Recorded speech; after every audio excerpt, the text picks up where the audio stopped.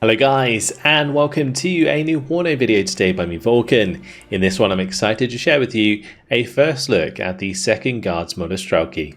This is a new division available in the Capital Defense Nemesis DLC coming soon. Let's jump on in. Just to note, what you see today is a work in progress and therefore subject to change.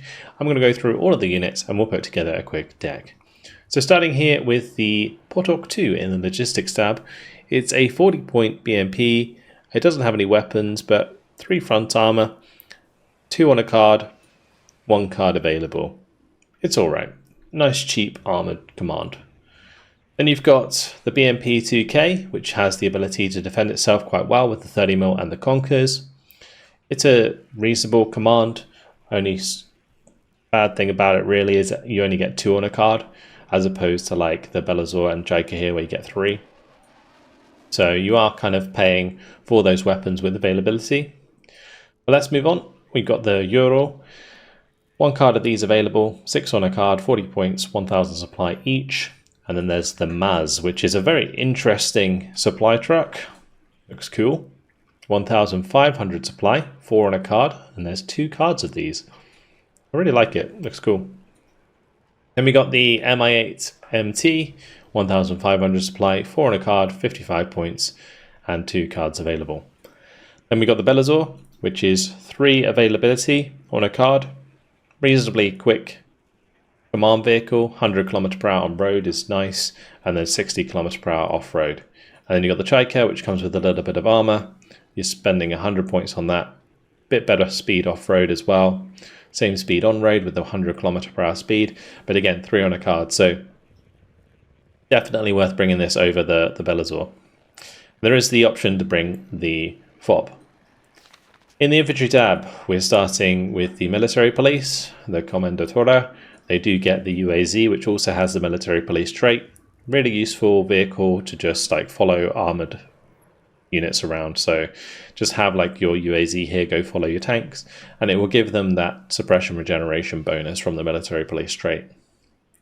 Then we got the first of our guards. So we got Guard NSV, which does have the Resolute trait. This has a 1400 meter range. It's not too bad. Then we got the grenade launcher. Again, pretty decent, especially with higher veterancy. Unfortunately, higher veterancy means less availability. If you go up to 2 vet with these, you only get 2 of them on a card, so it's not ideal. But the great thing about grenade launchers is they do really chip infantry over time, especially in like those extended engagements. You can get a lot of value out of the 30mm as it increases its accuracy with each shot. So yeah, not too bad. 35 points, 6 on a card, you can get 2 cards of them. Then we have the Guards Leader. Now these guys are really interesting because they have like the old tan from freaking Dargo on their heads. Metal helmets. Pretty crazy with that bulletproof glass. These guys are an okay leader. They have AT, they have smoke, which is nice, but they're only a 4-man squad. So that lets them down a little bit. It means they can get caught out by stray artillery pretty easily, and that it can be a problem. Transport-wise, we got UAZ, BTR-80, BMP-1 with the Fargo M, and you've got the BMP-2 there as well as an option, which is nice.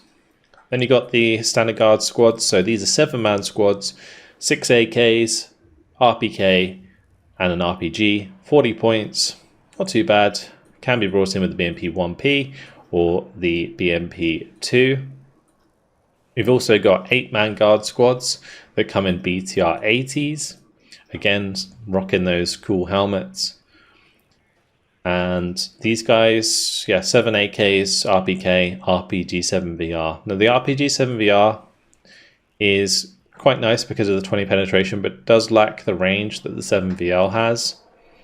So we've got a better warhead on that, but yeah, a little bit less range.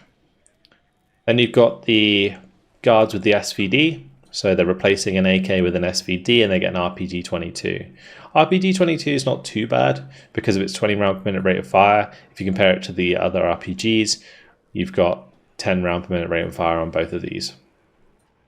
So that is the bonus of having those. And since they come in the BTR 80, you're going to be able to unload these on top of people, although having the SVD would suggest that you don't want to be on top of the enemy as much as you do with a standard guards unit. Regardless, it doesn't really matter all that much. The suppression is the biggest difference here with the SVD, not necessarily the distance it can engage. Then we've got the guards with the Metis. Actually, nice squad, 8-man squad with a Metis. Metis has that 1,250 meter range with 60% accuracy. Good for picking off certain NATO units in one shot because of the penetration being 17. It makes quite a bit of difference. Yeah, it's okay. BTR 80 as well, being the only transport for those. Then we got the Sapari. So the Sapari leader, again 4-man, no smoke this time, so worse than the Guards leader. UAZ BTR as their transports.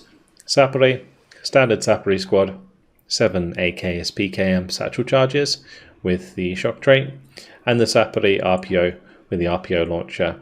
If you're going to use the RPO launcher, do make sure to keep supply nearby so you can reload it nice and quick and continue to get the effectiveness out of that incendiary launcher. Gaz and BTR 90 are your transports there. Then we've got the Pulamachiki, which get the 4 AKs, 3 PKMs, and the RPG 22. Reasonable squad. Again, RPG 22 is kind of versatile, and you can bring them in with the BMP 1 and the BMP 2. We got Guards SBG 9. Same as the normal SBG 9, just has the Resolute trait. And then you got the different HGMs here, the Fargo M and the Conkers.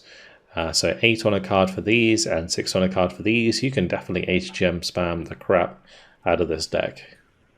Alright, moving on to the artillery. Starting with the 120mm mortar. Can be brought in with the UAZ and the MTLB. MTLB I think is a nice choice when you're using mortars, because if they get counter batteried and you load them quickly into the MTLB doesn't die that quickly compared to something like a UAZ. So it's good for moving them around. But then you've got the 122mm and you've got 2 cards of those. There's actually 3 cards, 120mm mortars. There's Akatsaya available, 3.34 damage with 152mm, 17 kilometer range. It's okay, nothing super special. Its rate of fire is 3 rounds per minute and number of shots is 4 salvo length.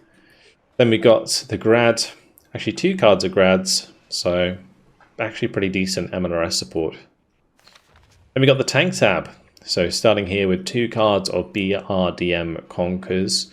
Again, it's going to definitely lean into the HGM spam because these do get good stealth, which makes them great for having on the edge of tree lines and like in those hedgerows.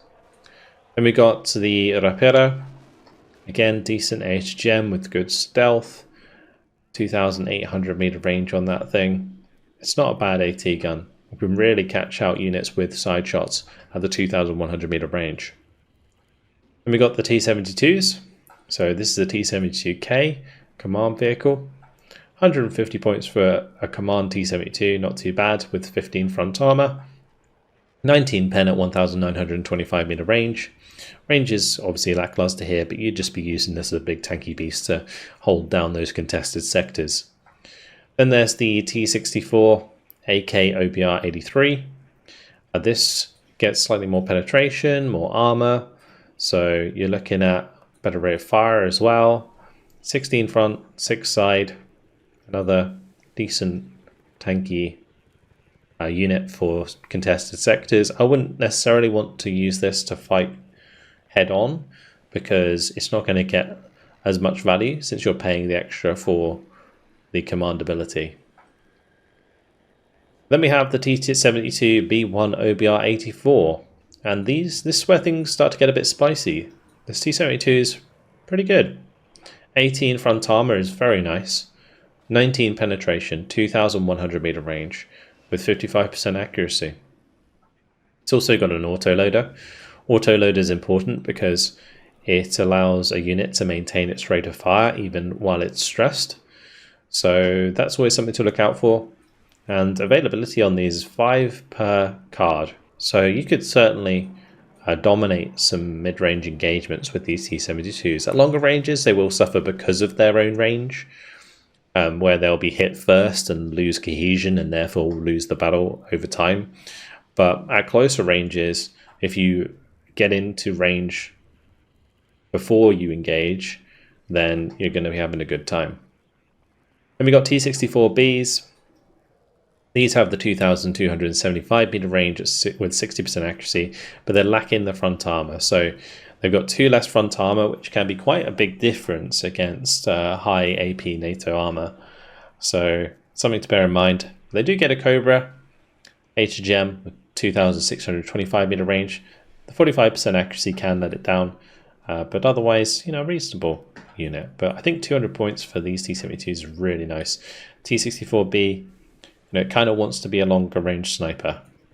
And then you've got the T-80U. This is the big boy. 21 front armor, 21 penetration, 2,275 meter range with 65% accuracy. Very nice indeed. 25 penetration Invar HGM with 2,800 meter range and 60% accuracy. This is a beast of an anti-tank missile. And you're also getting explosive reactive armor, so you've got 11 health on the tank as opposed to 10. It's also got an NSVT and the PKT, so it's going to be doing a reasonable amount of damage to infantry. Just all round, this is a pretty beastly tank that you're going to have to deal with on the NATO side. Moving on to Recon, we have ourselves the Vector. This is a very cool unit. I like it a lot. It's a very good optics truck, which also has the SIGINT trait. A SIGINT works by having like a circle, and then if any units are inside the circle gets highlighted. So you can kind of use it to identify areas that are occupied by enemy forces. And yeah, I like the fact that it's a truck, because I believe we only had SIGINT on infantry units so far. So that's pretty cool. 25 points. Definitely be worth having the flanks to check for enemy movement. Then we got the Razvedka. So 4-man squad with RPG 22. Only comes in the UAZ, unfortunately. Then we got the Razvedka Sapari. Comes in with the Gaz, the BTR 90 and the MI2. And then there's the Mortar Razvedka, which comes in with the Gaz, BMP, MI2, MI8T, and the MI8T with rockets, which could be kind of handy. It's always nice to have a couple rocket helicopters, especially if you're not going to get them in the heli tab, for example. You could just make it the transport of your recon and then go with that. BRM or BDRM can be useful for picking off infantry that doesn't have AT, and otherwise has good stealth and very good optics, so reasonably good leader unit, the recon unit. Then we got the BRM 1K with the exceptional optics. Really, really nice for supplementing your tanks with better eyes. And then we've got the Spetsnazvedka, really solid squads. 7 AKS, SVD, RPG-26, which has that sweet high rate of fire plus extra penetration and range. Really, really nice weapon system. They've also got shock trait, they've got GSR trait, which gives them extra optics when they're stationary. So yeah, really solid squad. Can be coming in with a recon BTR 80 as well. That's kind of interesting. And then there's 2 Mi-24Ks with the googly eyes. Very nice. These get the Yakbi, the twin cannon on the sides. Yeah, they've got gun pods and rockets. Range on the gun pods kind of low, but will tear up any sort of flanking infantry quite nicely. Then we've got the AA. So Zu-23-2s. They're okay. Nothing special about them, but are quite prevalent just because they're good at shooting down helicopters and they're good at infantry support. And then we've got the Guards Igla.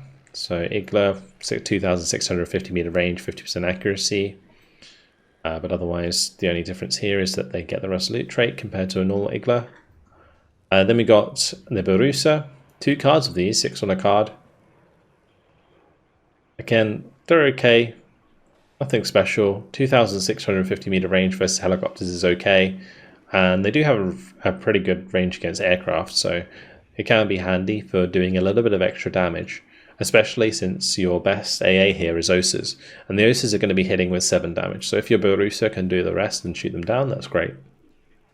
You get 2 cards of Strela 10Ms with 7 on a card, and there's 3 cards of Osa AKMs. You get 5 on a card. So yeah, you could just have loads of Osas, Barusa, maybe 1 card of Iglas, and you'll be probably okay. Then we got the heli tab. So this is the MA-8T with the rockets. This is the same one that you can get as a transport for the Rozedka, so bear that in mind. And then you've got the Mi-24V, which gets Kokons, which are quite nice HGMs. 2,800 meters with 20 penetration. They fly pretty fast, the Kokon, so you can catch out vehicles quite nicely with them. Then we got the air tab. Air tab, L39 with rockets. For 60 points, you get 5 on a card. I'm surprised that this is more expensive than the Hawk. The Hawk was like 50 points, right? Or 55 points. Again, only 6 damage with no ACM. So you're going to want to use it in situations where you've kind of dealt with the enemy AA. Or just use it to trade with high value infantry squads. There's also MiG-21s with HE bombs. It gets 4 250 kilogram bombs. Again, nice for trading certain units. You can overwhelm enemy air defense by using these sorts of aircraft because they're super fast. And if you know the locations of enemy air defense, you can kind of just dive them. But 10% ECM on those. And then this one gets 2 cluster bombs alongside 2 HE bombs. They're 2 500 kilogram cluster bombs actually, so that's pretty nasty. 240 points. Wonder if that will kill an Abrams or something like that. Possibly. The Su-15 makes a showing again. It's a pretty good value ASF because it gets these like 2 missiles that it can fire separately. So one at 7,775 meters range with 55% accuracy and one at 6,350 meter range with 50% accuracy. Both of them do 6 damage. So if you hit both, you get instant kill. So if you fly these out in pairs, they can do a lot of damage. And then you've got an R60 for when you get closer. Also in the MiG-23P. This has more ECM. Is it faster as well? Probably not, right? Because the Su-15s are really fast. But MiG-23 is 1,125 km/h speed. You get 2 of the R-24MR, which is 7,775 meter range missile with 50% motion accuracy.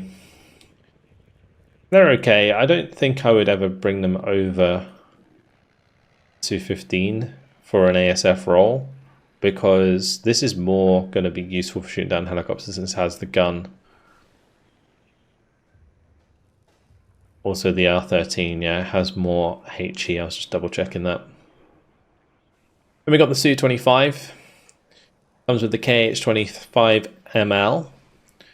It's okay, it's just not fire and forget. It's semi-active. So you have to kind of be facing the direction of the tank, kind of commit to the gun runs if you want these to really hit. 195 points, it's all right. Then you got the MiG-23, which is a pretty fun aircraft. You get the 8,475 meter range R-27R with 55% accuracy. You have 40% ECM on these things. Very nice aircraft, actually. The R-73s, I've got 65% accuracy as well, so if you're getting close, you've got a good chance of hitting the enemy aircraft. Yeah, nice plane. Alright, let's head back to the logistics and put together a quick deck. For this one, we'll probably run a FOB, we'll run the Chaika. We'll have plenty of tanks, so I don't think that's a big priority. So we'll just run double Maz. And then for infantry, I am going to bring in all of these HGMs. And then we're going to work out what else we want. So I'm thinking guards, Pulamachiki. Probably want the SVD guards. I don't know if I want these ones or these ones. I could do these guards with BMP2s and upbed them. Not a bad idea. I don't really need a leader here, I don't think. Again, we're probably going to get our leaders from the tank tab.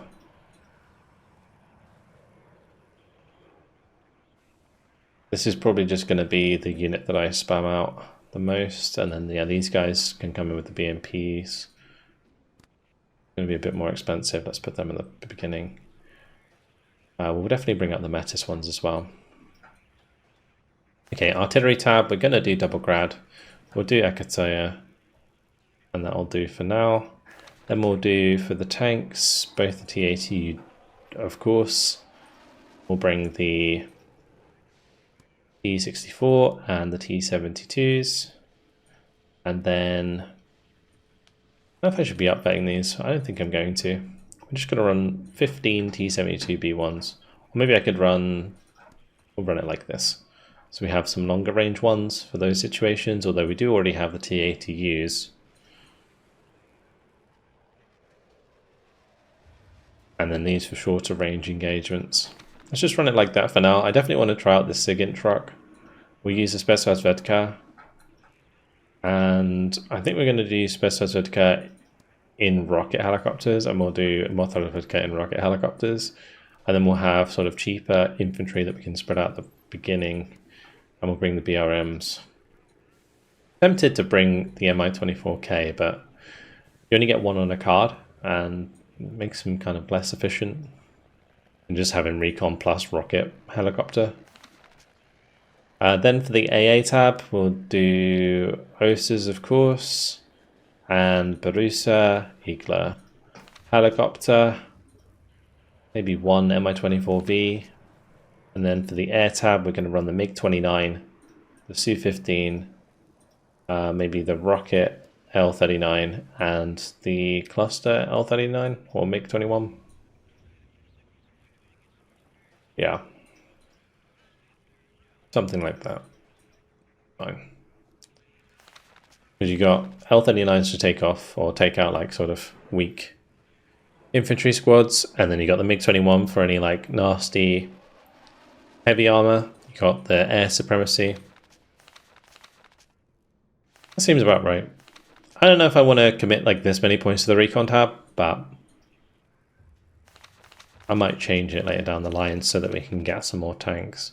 Because I think like overwhelming the enemy with T-72s is going to be really nice. Also, like fitting in some BRDM2 Conquers would be good as well to match the infantry spam here.